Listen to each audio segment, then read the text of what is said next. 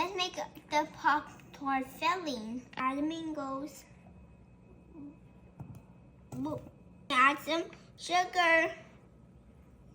A little bit of water. Add some lime juice. Whoa. Now I have to cook it on the stove. I'll be right back. Now we're going to roll our pie dough. Roll your bone. Let's cut it. And look at my mango jam. Now we're going to fill our Pop-Tarts. Now I have to cover it. It's like a warm blanket. Now I have to press the edges. Let's press it with some egg white. This is going to make it turn nice and brown. Bye, Pop-Tarts.